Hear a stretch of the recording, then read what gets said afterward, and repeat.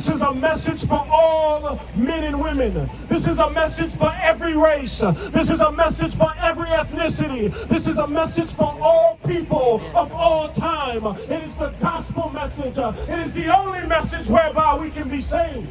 It's the only message. It hasn't changed, and it's been over 2,000 years. Jesus hasn't lost his power. The Holy Spirit is still witnessing to cities such as Augusta, because God cares for you. God cares about your soul enough to send men to preach his message to you. And what will you do with the gospel message? What will you do when the message reaches you? Will you shut it off?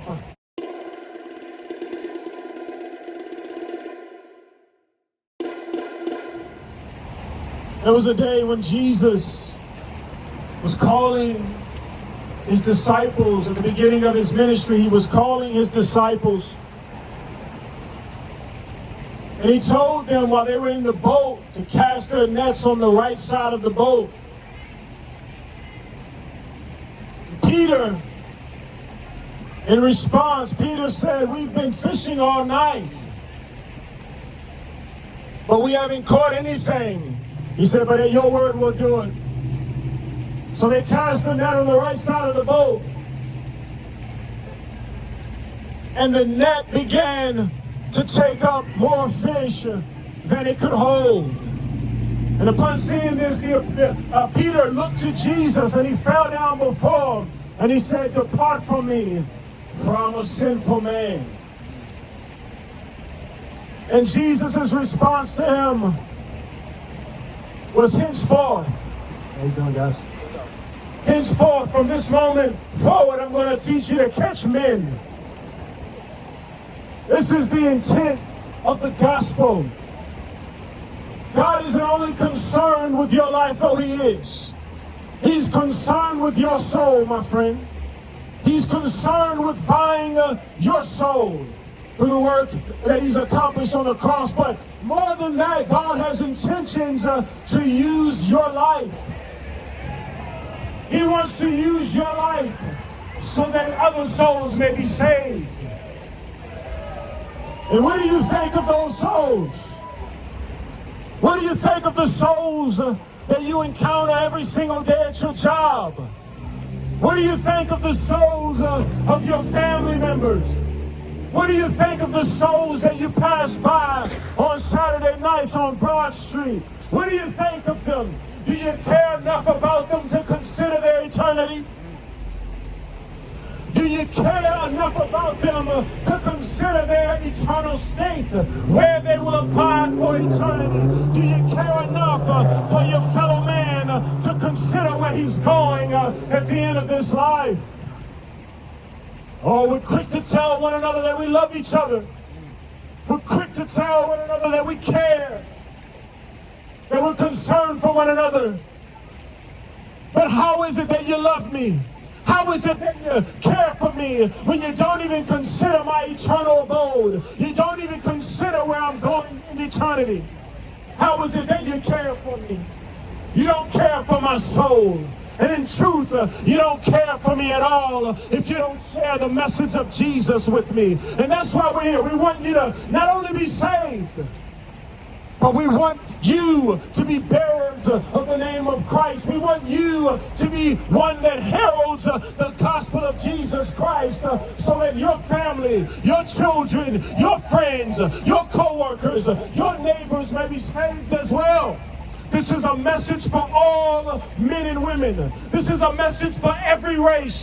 This is a message for every ethnicity. This is a message for all people of all time. It is the gospel message. It is the only message whereby we can be saved.